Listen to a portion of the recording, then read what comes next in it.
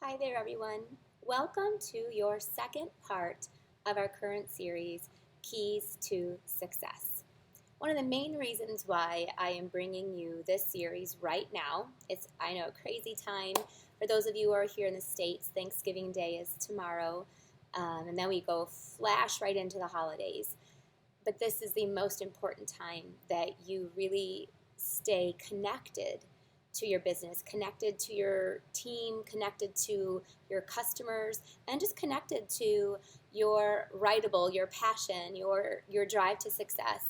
Because if you don't, life and the holidays, and then sometimes it's the winter blues, those things can all take over. So this time is when we need to really actually be disciplined and keep our focus towards what are building our business, what you want, what your desires are. We can still, I believe, wholeheartedly build a beautiful and bountiful life alongside a very successful business. So last week we talked about your time management and time being your most precious commodity and using it wisely and using your resources wisely. We talked about, one of the keys to success is having a drive. It's having a can-do attitude. When when I speak to my amazing clients in downline, that is the first thing that I look for. It's the first thing that my ears and my heart are in tune to, is someone saying, "Yep, I'll do it. Yes, I'll try. Yes, I'm open to and having faith in what this path is, and that no matter what, I'm going to make it happen." It might require learning, it might require changing, it might require getting out of my comfort zone, it might require a lot of things, but I will give it my best. It's a can do attitude. And the other side, and there's equally as number of these people I'll talk to when I give suggestions or paths or call to actions or homework assignments. It's usually one reason after another why, oh, I've tried that, it doesn't work for me, or I'm too busy, I can't do that, or because of this in my life, I can't do that. It's so much of we focus on why we can't do things instead of figuring out how we are going to make them happen. So it's very much an attitude. When you find, I do believe that you can also tackle this. When you find yourself saying something like, I can't because of this, or I've tried it, it doesn't work. When you start to tell these negative things to your head, because they do start to believe them eventually, they'll listen. When you start to say these things, then you need to be able to stop it and think, no, I can. I am a strong, formidable woman. I have a lot of power within me.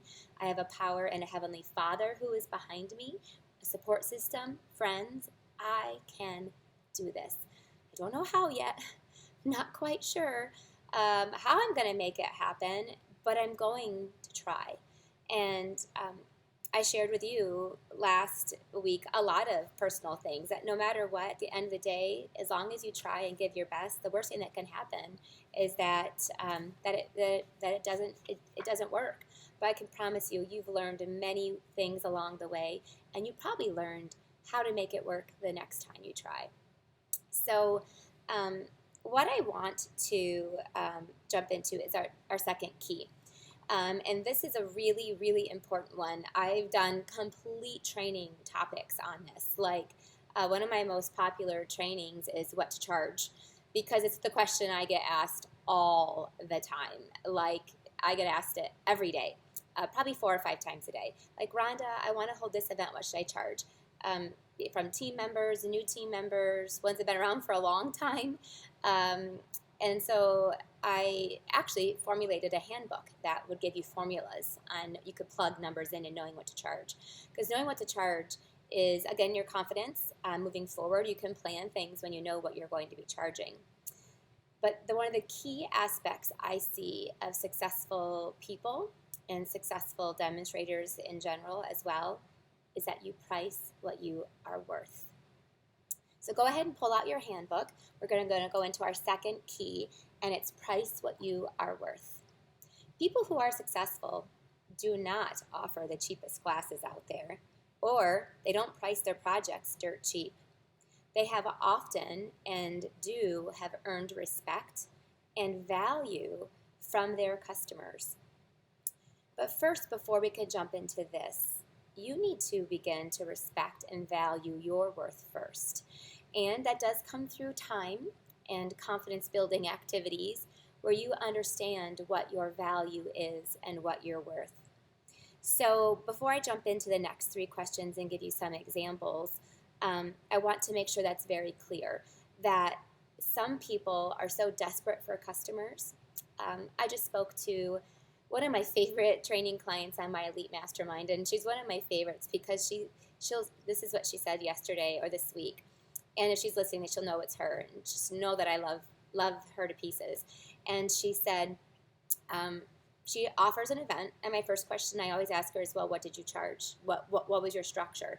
And now she booked a coffee and a card because she's trying to find new customers desperately.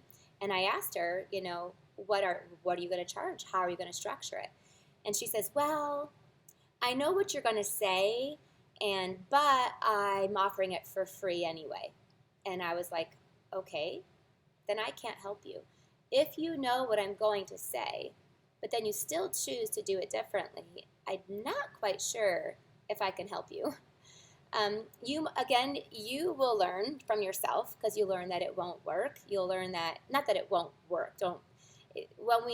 What we're teaching is pricing on valuing what you do and trying as much as possible to structure your events like classes so that you're gaining new customers and that you're gaining sales is what we're trying to do. So we know that but she's so desperate for customers, and this is one person out of many that I've worked with that do very inexpensive classes because they think that will attract more people. That will, if I offer it for free or for $5 or $10, then more people will come. And that is completely the opposite of what will happen. I can think of another one, and her name is Monica, and I've worked with her for a couple years. And when I met her, her sales were barely $6,000 rolling a year, and she was working at least 6 to 8 nights a month. But her classes were all $10, or she did, free events, and she was trying so hard to build new customers. And the first thing I said to her, and I'll say to you, and I've said to many of my training clients, is you do not need to pay people to stamp with you. Because basically that's what you're doing. You're not even covering your expenses. You're not even covering your time. You do not need to be so desperate at anything that you would pay someone to come and stamp with you. And as much as you're trying to build your business, you're actually sabotaging your business. So it took about a year for Monica to really change all of her pricing structures. Every week we'd come back to our Elite Mastermind and she would be like, I can't do this. And I'm like, yes, you can. Change your pricing. You need to double your pricing and give it free with an order, or run a class that's $50 and include $40 in product. And they will come because you're going to offer an awesome stamp camp. And her stamp camps are phenomenal. She's a beautiful stamper. Guess what? Last year, she earned the incentive trip. And she started charging for her team meetings. And she's like, no one will come. Now they're so full that, she has to, there's busting at the seams. It's just a beautiful story of someone who was trying, and those are two stories of many people that I've worked with, that they're so wanting to build a business so bad that they think they have to underprice themselves to get people to come. But what happens, you may actually get people to come, but you're going to get people to come that are just going to not value what you do. And they're just going to think your stuff is worth $10 or your stuff is worth $5, that you're only worth that. And you are so worth way more than that. Your time, your passion, your brain. I'm going to talk to you down here about paying for teaching. And you are a teacher. You teach. You have a gift. You have a niche. You have something so special to share, and it is valuable, and it's worth something. So until you believe that, and until you value yourself and what you offer, then you are not going to be able to request that from your customers or your friends. Another one, Another example, she just did another one of my training clients just did an event with her friends. She's trying to get some friends in, but she didn't charge. She just like, come over and play. That's all they did. She's like, well, no one paid, no one bought anything. I'm like, well, you didn't set those expectations. You're, again, trying so hard to bring people in, but you're not valuing what you do. You're exuding the fact that I'm just playing. I'm just happy to have people come and use my stuff. And we are, but you can get paid for what you do as well. But it starts with you putting a price tag, putting a value and a worth on who you are and what you do. So let's ask yourself this. You're going to have to identify a little bit in you so that you do put a value on it. What gift do you have to share? This one actually I struggled with for a while because I was just doing what I was doing and just doing it because I loved it. It wasn't until about 10 years ago that I identified a gift that I had. And it was because I really was like searching, what is this gift that I have to give to people? Why would people want to stamp with me? To tell you the truth, it's because I was comparing myself to other demonstrators out there. Do any of you guys do that? Do you guys see what other demonstrators do and you compare like, oh my gosh, she's so talented. She's so good at this. She's so good at that. I am not near as talented as those people, or I don't own enough to do that. I don't have that craft room. I don't have that space. You're either jealous or you're just mostly what happens is we start to doubt ourselves and we start to beat ourselves up. I battled this the most the year that I was number one in the company, which was 10 years ago. But that's the year I battled this emotional stress the most with myself. Was I almost felt like a fake. Like here I am, a few years in a row, 3 years in a row, I was number one, and I felt almost like I don't really deserve this because there's so many other people who are better than me.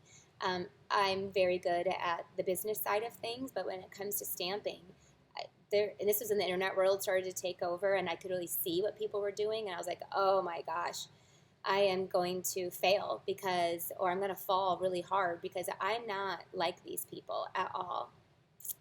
And so I had to do some soul searching, and maybe I'm sharing the story with you because I think a lot of us feel this way. If I can feel that way as the number one demonstrator in the country, then how are other people feeling who are just trying to reach silver or silver elite or just trying to, pay a bill or break even? How are we feeling? So I believe all of us have a gift. I know we do. I know absolutely all of us have a gift. And so what we have to do is to identify what that gift is. I've learned since then that my gift is that people can actually copy me. I am simple, and I haven't changed my stamping. I think sometimes I tried to be something that I wasn't, and then I became frustrated. And instead, I embodied the gift of what I do have, and that is that I'm pretty simple to copy. Like, I don't do anything that is like too tough for me. I won't even do it, so I won't teach my customers. And I'll do very repetitive things. I do simple cards, beautiful simple cards. I use a lot of beautiful Stampin' Up! Products, but people can purchase them and they can copy me. So I've realized that this is actually a gift because a lot of times my very successful stampers have a really hard time dumbing themselves down enough so people can copy them. And people are amazed by them, but they don't necessarily purchase the stuff that they need to copy because they're like way up here. And so this is a gift. This is where I've identified my gift. And instead of beating myself that I'm not talented enough to do a lot of those things, instead I say, this is what I can do. And there's people out there who like me and like what I have to offer. And I embrace that, do very simple projects. That also really helps with online classes because if I'm doing simple projects, they can reduplicate them from what I give them. So what I'm telling you is that there's other training clients I've had that are so talented. One of them is Brenda Quintana. Like, that woman blows my mind. I've only made one of her projects ever and she's so talented. And she has a huge following and people love her and she's very successful. And that's her talent. That's her gift. That she actually thinks way above, but there's many people out there who love that and who want projects like that. So we both can be successful in this crafting world. And there's so many people in between people who love techniques. Um, Again, there's technique queens out there that are always coming up with the most crazy, amazing projects. And then there's people who are very strong in scrapbooking, people who are strong in punch art. There's people all along the way that have so many different talents. And so you need to identify what is your gift. What is it that you have to share, and then embrace it instead of looking at other people's gifts and trying to identify those. So that goes along with then creating that into your niche or your niche, however you want to say it. That is what will make people flock to you. And then brand that. Use that. That is your worth. People who love techniques come to me. People who love organization come to me. I love, like, my friend Celine Kempton as well. She does online classes, and her instructions are unbelievable. They're like, her direction sheets are incredible. It takes her days to do them. They're so valuable. But people who want really explicit instructions and they need that kind of teaching, are going to go to her. And if they want big, beautiful bows on their cards, they're going to go to her. But then, my instructions are real sweet, real simple, big pictures. You can copy it from what you see, and a few easy instructions to go along with it. That's who might be attracted to some of my projects. So do you see that you find your gift? Her gift is to be very detail-oriented, which is why she's also my admin for my training business and handles a lot of the admin work for me. And so you find those gifts and you brand yourself with them. That's one of her marketing, is if you want these amazing instructions that you can use, then come to me. And so this is where I just mentioned to you 5 different demonstrators. I could probably continue to keep going if you wanted me to, but I think you get the picture that everyone has a gift. It's all different. You need to find what yours is. Do some soul searching. Maybe even ask some friends around you. How I really identified mine was from my friend Susan Nygaard, and she was like, she's an awesome demonstrator herself. She ranked in the top of the company as well, the top 200, and she has been in Founder Circle many years and runs a beautiful business. But she told me that she still really loves my form of stamping. She does get a lot of the things that I do, and it's because she's like, you're simple. I can copy you. I can copy you quickly. And they are projects that sell. And I'm like, wow, I guess they do. I didn't realize that. Why would it, But she's the one who helped me identify it. So ask a friend if you have to. So those are some examples of different gifts that people have. Other people have other ones.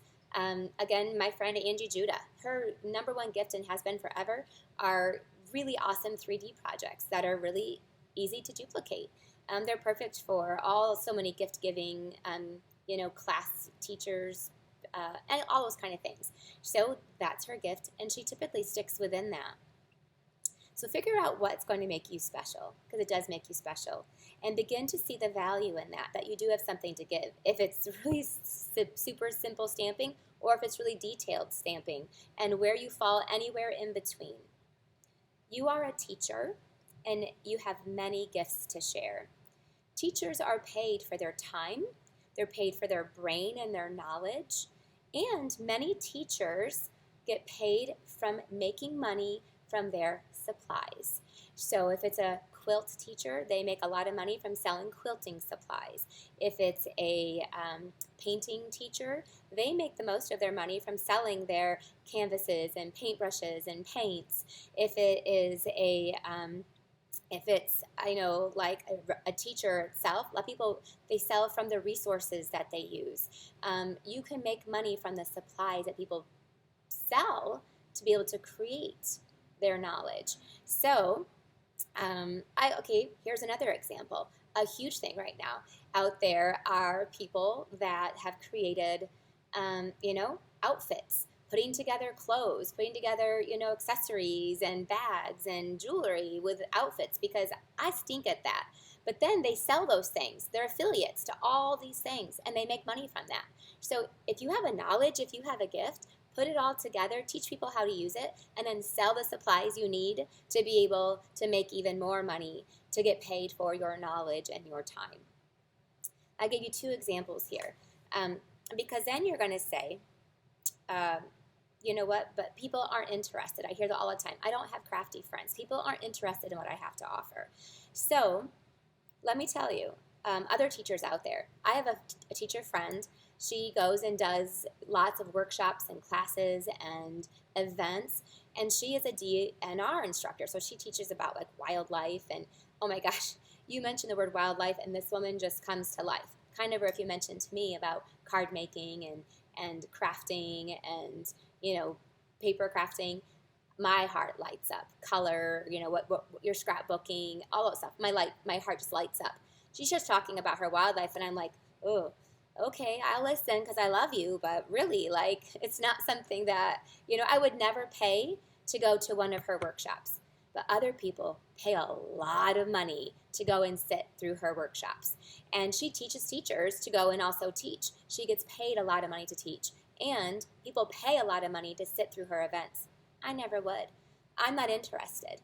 But does that make something wrong with her? Because there's actually all of our friends, we're not interested. None of us have ever gone and paid to sit through one of her classes. So does that make something wrong with her? Does that mean that she's not worth or valued? No, there's people out there that do really love that information, and they do sit through. She has full classes every week.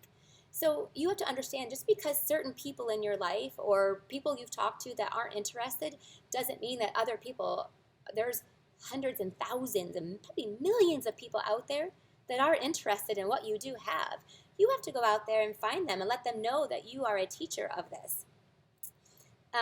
One of the things I'm going to cover the most, and I'll get back there because I'm going to give you my second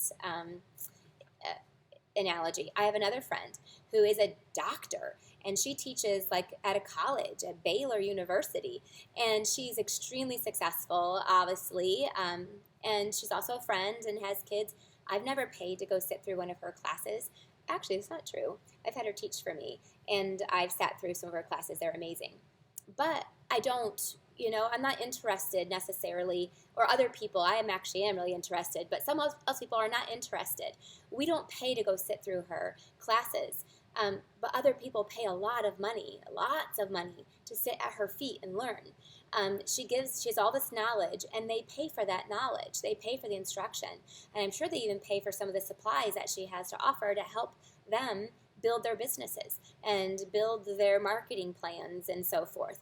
So it doesn't matter if you find people who are interested. Don't take that personally, because there are people out there who are. These 2 women are very successful women, but there's still a lot of people who are not interested or don't want anything to do and would never pay for one of their classes. But there's plenty of other people who will, and they pay a lot of money to go to them. The last thing is, this summer, I paid a golf instructor for 45 minutes, maybe an hour, $75 to teach me how to golf.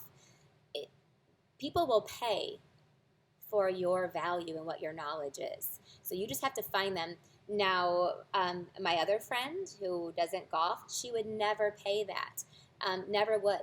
Other people would get on Google and not pay it and figure it out too. So there's everybody out there. But I will tell you right now, there are an enormous amount of people who will value what you have to share and will pay you for it. So I hear all the time, but people aren't interested. People don't want to craft. People don't want to do what I do. Great, you're right. There are people out there who could care less about what you have to offer. But there are also many people out there who will pay you what you have to offer. Lastly, because we're teachers and we have all this knowledge and we have all this to share, the really cool thing, though, is that we are also part of a direct sales industry. So we get paid the most from our commission, our team commissions, and your bonuses. We are rewarded for what we do. Now, just being a teacher and trying to do these classes on your own without using Stampin' Up!, you're going to get paid just flat fees right in front of you.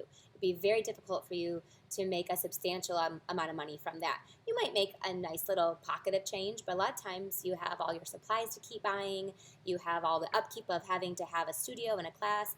It's very difficult for them to make a substantial amount of money. With Stampin' Up, we don't have the overhead. We don't have to inventory.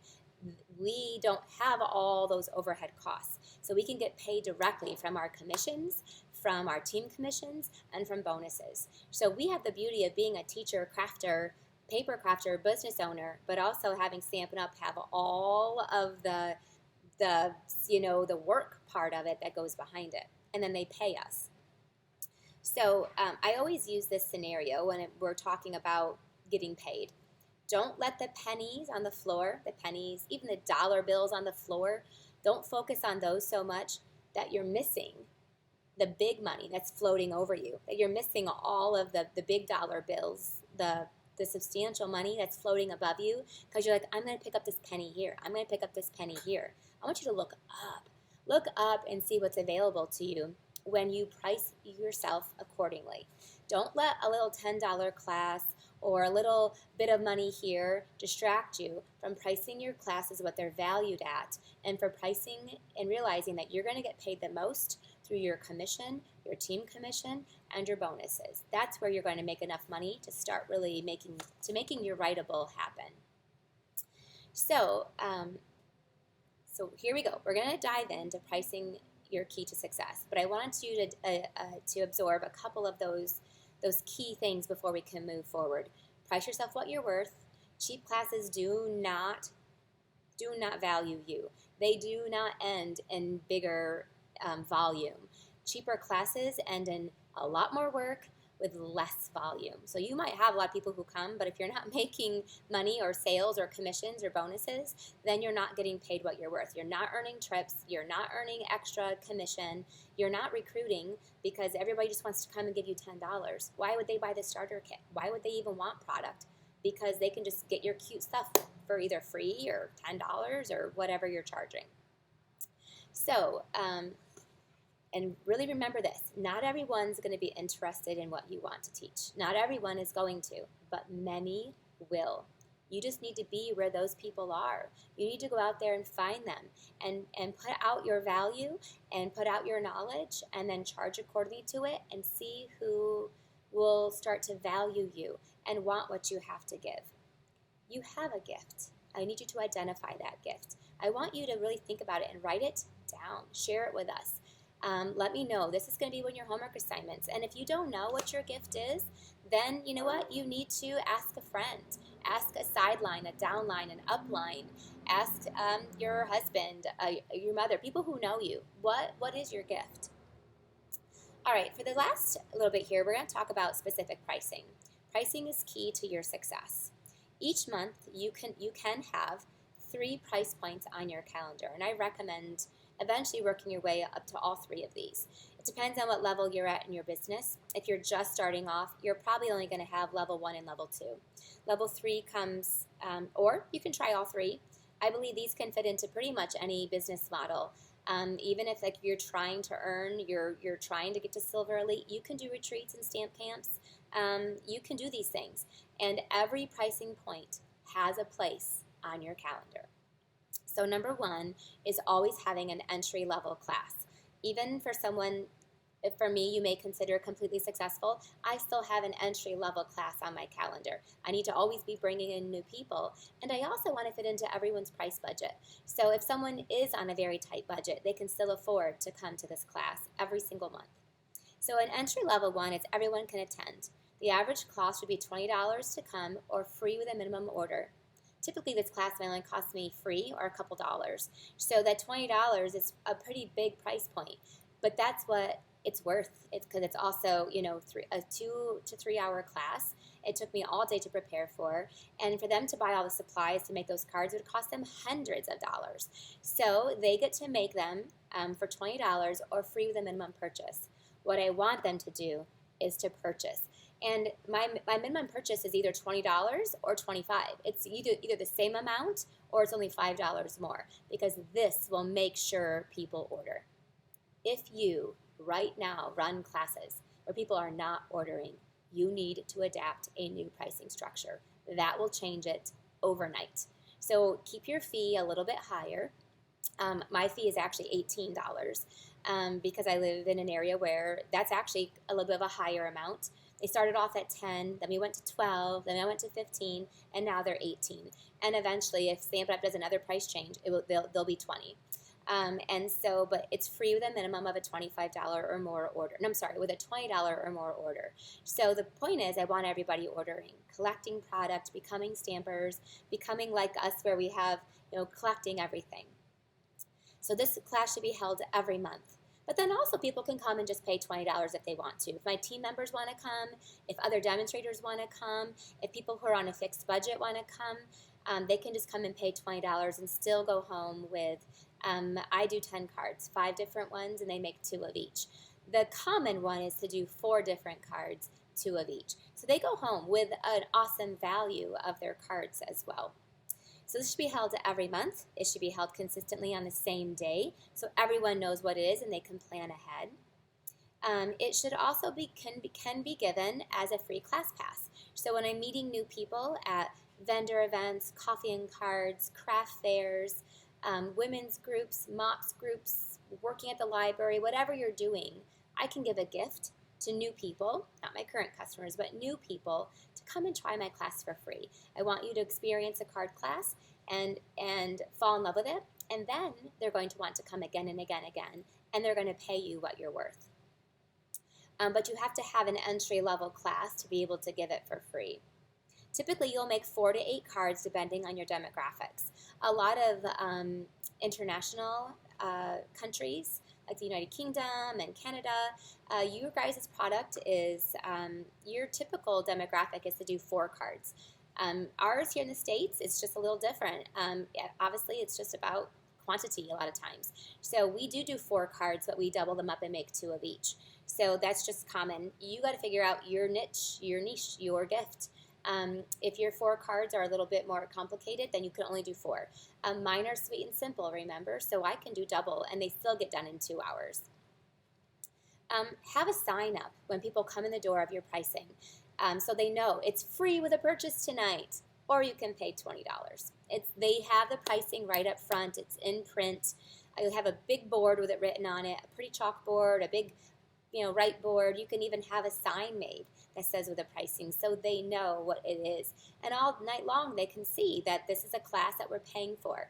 It's not free. It's not, can you please come and stamp with me because I'm begging for new customers. It's, come, I've got something to offer you, and I want you to be my customer, and I want you to stamp with me and all these friends here in this room, and this is what the cost of it is. And it is free. It can be totally free for you when you place an order tonight and get some really awesome supplies. Number 6, always have catalogs and order forms out and in the open at all of these events, because the expectation is that we're going to order and we're going to get supplies. Number 7, if you're doing an online event, they're still entry level, and you can do it all month long. If you place an order with a host code, then I'm going to send you a thank you card. If your order goes over $50, then I'm going to send you a little gift in the mail. This is the same. This is an entry level. So any order counts. It's not a structured class, but they can use a host code, and you will send them a thank you card in the mail for any size order. And then obviously if the order goes over a certain amount, you can set that threshold, then you'll send them a free gift. So this is your entry level class that you hold. Obviously, if you're online, you should be doing pictures and tutorials, so you could email them a card class and then send them a thank you card. That's basic entry level. So they could put in a $25 order. They would get cards in their inbox from you and a card in the mail from you. And that's going to cost you, 50 cents to mail it out. If the order goes over $50, then you'll send them a little gift in the mail, but they have to use their host code. So you could send them a little thing of glimmer dots, a little thing of pearls, rhinestones, linen thread, things that are flat and can fit in a very small flat envelope. And some of those things are still only 50 cents to ship. Some of them might jump up to $1.15. Again, and in other countries, your postage is quite a bit higher. Paper pumpkin classes are totally entry level, so I would charge $25 for mine, and they have to RSVP by the 10th, and then they can come and I'll have a paper pumpkin kit waiting for them. And obviously, current paper pumpkin subscribers can pay just $3 to come because they are already paying the $22, and everyone gets to make one alternative project there. And then they can also bring their kit and assemble it with you every month. Those are entry-level classes. And last, these can also be home-based classes at your home, in your own studio, at a third-party location, at a coffee and a card, at a library. But even at these events, always try to price what you're worth. Now, some libraries, some places won't let you charge.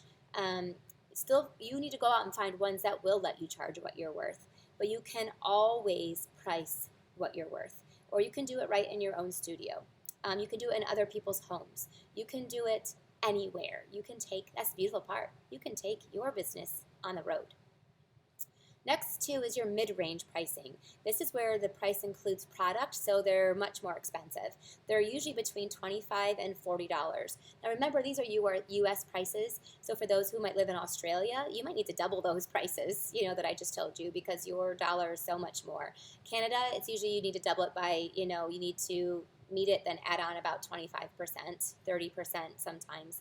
And obviously in the UK, you're going to do it in pounds. So you guys need to make your own conversions, but these are US dollars.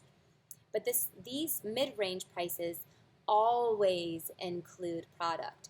And they include product that they're going to use. So it's not like you're just, fluffing it for no reason. They need this product to be able to complete the projects. So it can be like, it includes a kit. So we have many kits, and we keep coming out with even more cute ones. So include a kit, and then price it, obviously with the kit included, shipping, tax, and then I always add on $5 for profit, or I add on $5 to use a coupon that they can use that night. Stamp-a-stacks are considered, to me, a mid-range. They're usually about $30, $35 because it includes so much cardstock and so much envelopes, and I usually include an embellishment that they get to use on all of their projects.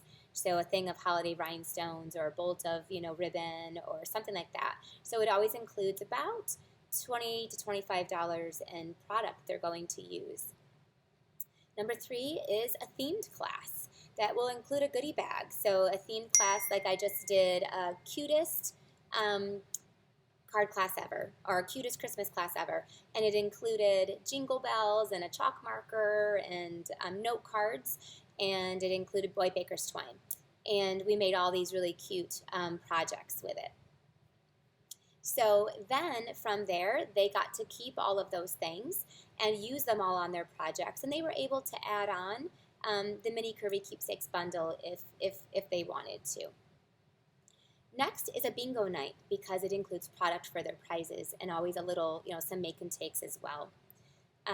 Be sure to offer an ordering special that night so you can actually increase your orders, or you can add that $5 coupon into the class fee. And lastly, there are online classes that include product, include a goodie bag. These, again, are usually $35 to $45 to $50. So be sure to add on your proper shipping expense. These are an example of mid-range classes. The last price point that can be on your calendar every month is a more expensive class. It is definitely costly, but you have customers out there that will pay it. Now, also, there's a lot more value behind it and a lot more work, but they're so worth it. A lot of customers will come to a couple or several events. There's women out there who do have more of a expendable income, or that this is one of their main hobbies, and they really value being able to spend the day crafting and creating, or spending the weekend. So these are definitely more expensive. Sometimes you might have less people attend. Sometimes you won't. But sometimes we might have less people, but you're making more money, and you're making way higher sales because it's priced a lot higher. These do typically include quite a bit of product in the class fee. So as an example, one would be a retreat, a one-day retreat or a full weekend retreat. One-day retreats range from $55 to $60 up to $100. My one-day retreats that I do in conjunction with my full week retreats are $105, and people do pay that. because they include a $50 goodie bag. They include some food, some make and takes, pillow gifts, and snacks, things like that. So, but a full weekend retreat is actually like $150. And then they have to get a hotel room. So they are way more expensive, but they are so many people out there who value a weekend away. Actually, for a weekend away, it's quite inexpensive. But these are things that you can have on your calendar. You could have a one-day retreat every month. You could also maybe rotate, do a one-day retreat one month, the next month do a all-day stamp camp. That's $50, $60 to attend. My last stamp camp was $59, and they got about $35 to $40 worth of product that we made on some cards, some tags, a sampler. So they were there with me for about 3 or 4 hours. But it was so worth it, but it was definitely more expensive. And some people can afford it, and some people can't. But it's a thing that you can be. You're offering a service. It's a gift. You're giving them a day away. It's your creativity. It's your time, and it's all of that. So these are some examples of some more expensive classes. Now I do have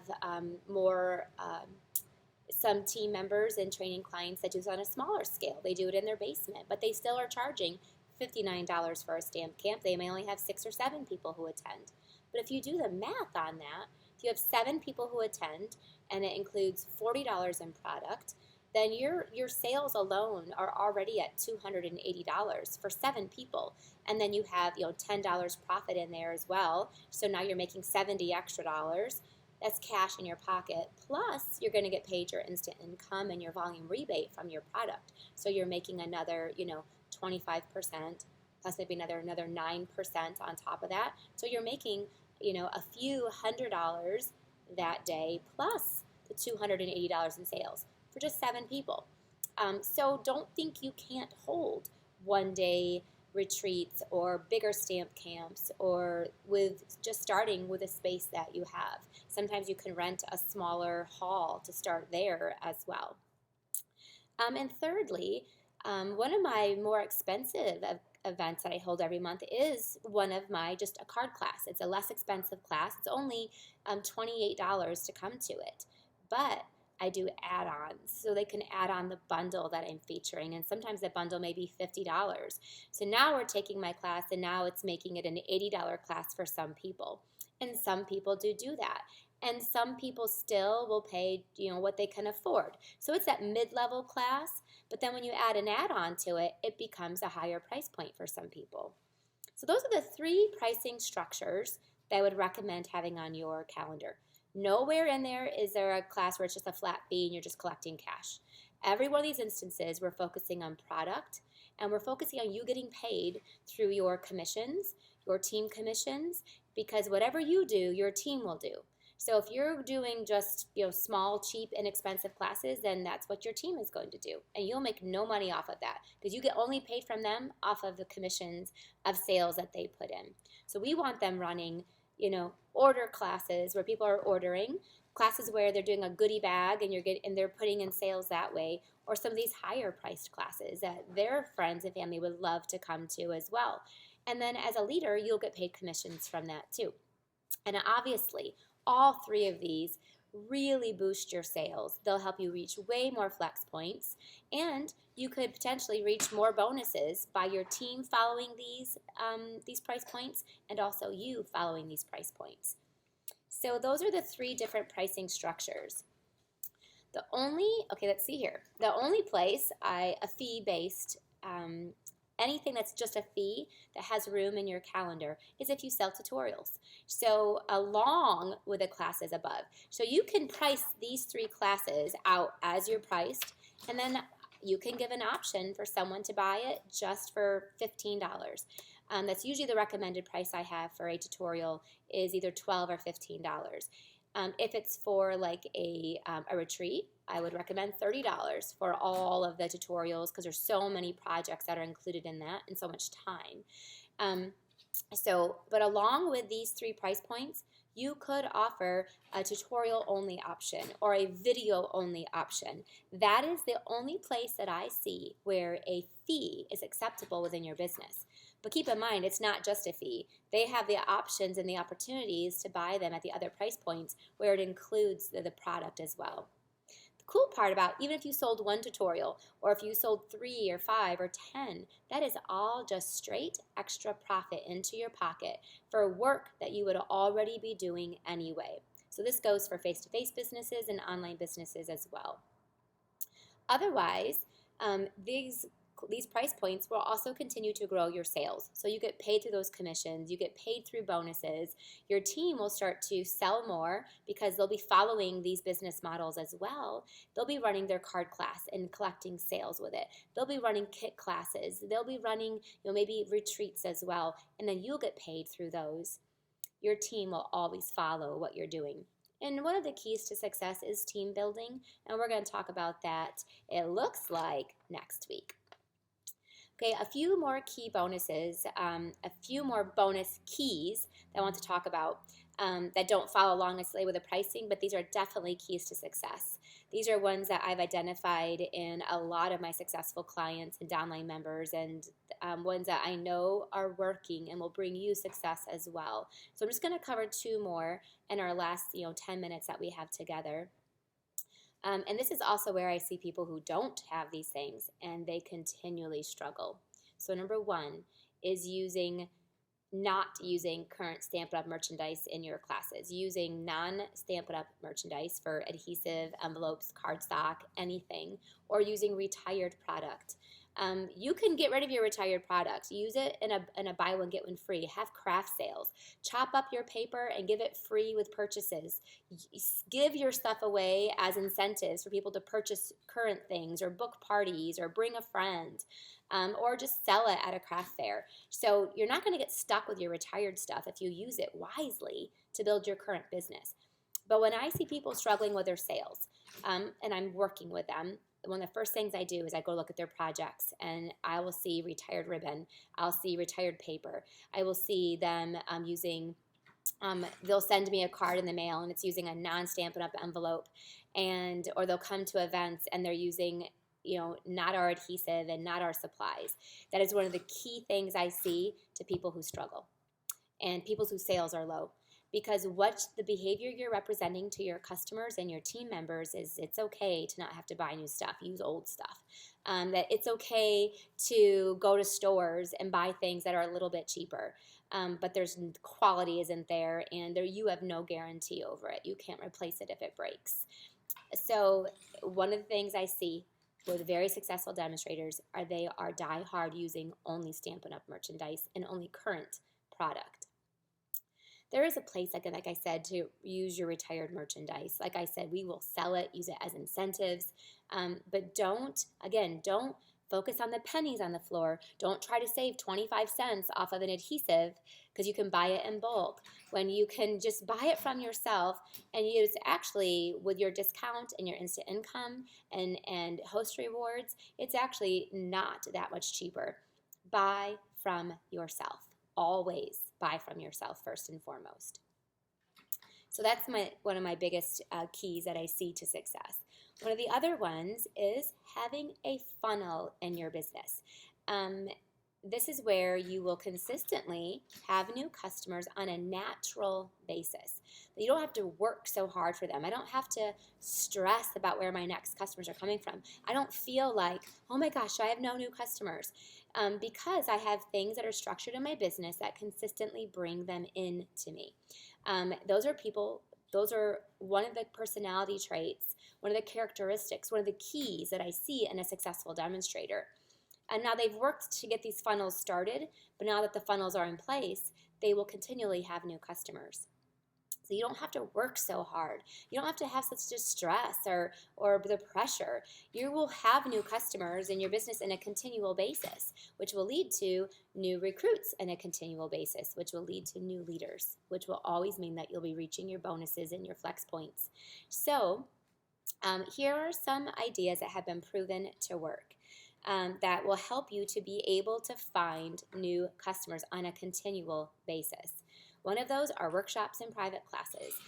This is actually one of the ones that I choose to do. Now, I could choose any 12 of these that would work. I have a couple of these in my business, and some of them I do every month, And some of them I do once a quarter, some of them I do once a year. But I have at least 3 or 4 of these on my calendar all year long. And workshops and private classes are one of those. I love to do them. They're so quick and simple and easy, and I always find new customers, and I always get sales from them. So I can do them in one evening and be done and have a handful of new customers, I have a handful of sales, I have a handful of money, and then I have a potential recruit as well in the hostess. So I love to do workshops and private classes where I have a hostess, and I'm going to her house with her friends and her family, or they're coming to my studio, but she's bringing them.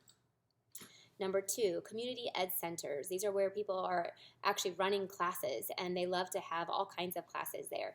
They advertise for you within their community ed program, and then you can find a lot of new classes this way. This also can happen through library classes. But again, structure them like a class. Don't do them for free. Structure them so people realize that you are a valued teacher, instructor, and you will find people that way. Number 3, craft fairs and vendor fairs. Like I said, hang out with the people who value what you do, who want to learn the knowledge you have in your brain. So this is a place where you can do that. They're a lot of work to do. They really are, but they work and they are effective. So how bad do you want your writable? If you want it pretty bad, then you have to put the work in behind it. Free class passes. This is another one that I really use to bring in new people, is I'll pass out free class passes just out in life, just out when I'm out. When I'm working at these other things, I will pass out free class passes. If I bring people into my doors, into my classes, they fall in love, and then they'll come back again. And almost always when they'll come back again, they'll bring a friend with them. Actually, when they come the first time, a lot of times, they don't like to come alone, and they'll bring a friend. Next is to have a booth set up at other scrapbooking events, being a vendor at a retreat, a scrapbooking crop, something like that. You can really, again, hang out where the people are that value what you have to bring. Working with women's groups, there's book clubs, there's Bible study groups, there's just women's groups in general through churches, through fellowship. One of my greatest groups is they're a book club, but they do a lot of other things on their monthly basis. They have a book, but then they also like to do, things together once a month. So they love it. About once a year, I come in and do a card making. But many of them have turned into customers. MOPS group. MOPS is Mothers of Preschoolers. So for those of you who are out of the States, I've learned that you guys don't always have that. But these are groups where mothers get together to support each other. So there's other charitable groups that are like that. So you can go in and a lot of times you can volunteer your time, or a lot of times they'll have a budget to be able to do that. I love working with Bible study groups. We'll go in and make scripture verse holders or cards that they can send out to people who they need to be praying for, or shut-ins. So again, sometimes they pay for my supplies, sometimes they don't, but here's where I'll pass out free class passes. I will encourage them to come and be crafty with me, to have an outlet in life, to have a hobby, and that we do this together. It is fellowship, and it's fun, and it's creativity, and it's a service that I offer. It's a service. It is a value that I offer to people. 8 are fundraisers, doing fundraisers where we're focusing on card making. Yes, I donate back almost all the money that I bring in, pretty much all of it, but I'm doing it where I can be, the fundraising, the charity, what I'm doing it for is out bringing in all the people to me, so that I am, again, meeting new people through fundraising. These are funnels. So I try to have 3 or 4 fundraisers a year, and this is a way for me to bring in new customers all the time. By the way, we are always the one who are offering the fundraiser. People aren't coming to me and say, oh, can you do a fundraiser? I see a need, I see where there needs to be money, and then I go to the person who's in charge and say, would you like to do a fundraiser with me? They like, what, you do all the work? You do all the cutting and I do everything. I just need you to do the advertising and the bringing in of the people. So they're like, we can do that. That fundraisers have to do that, but they just like to do all the work behind it. So usually a fundraiser, I have 2 requirements for them. Well, 3 actually. 1, they invite the people. They have all their team of people, inviting and advertising consistently, and I obviously will as well, but they need to do that. 2, they have to supply me with a location to do the card class. If you like, I could do it here at my studio, but most people don't have a studio. You might only just be working out of your basement. So I like for them to provide a location. And typically fundraisers have connections with schools or churches or community where they can get a location for me. They almost always have. So they have to provide a location. And then the third one is that they have to help me work the day of the event. They have to, have volunteers that will come and help work. Those are the three things I always ask of my fundraisers, but then I do all the rest of the work for them. Number 9 is to have a monthly card class, which we already hit, right? But you want to be passing out free class passes for people to come. Probably my number one strongest funnel is the bring a friend concept. So I will bribe them to bring a friend. So I do my monthly card class. I'm constantly doing free class passes for people to come. And then I also, with you, we have to be able to, we need to be able to have them bring people in. We need new people coming in. So a bring a friend incentive every month is really a strong way to have a funnel. Next is to have a YouTube channel, because YouTube will share you to other people. Make sure you're giving your information on there, the link to your blog, your website. Facebook Lives fall right in this, because Facebook also will share you to outside people. So you can find new customers through the internet, but it's not just by posting to just random. You would have a YouTube channel, or you need to have a business page, and you could be doing Facebook Lives on there every single week consistently. Last one, word of mouth, bring a friend, referrals. I just spoke to one of my training clients. She goes, I had 5 new people at my last class. And I said to her, what did you do to get them there? Like, let's identify this. She goes, they were referrals from people who already craft with me. So offer, if you have to, offer a referral fee. That if they bring somebody, you'll give them, a percentage of something for free, or a free gift, or a $5 free coupon when that friend pays and comes to a class. So word of mouth and bring a friend work.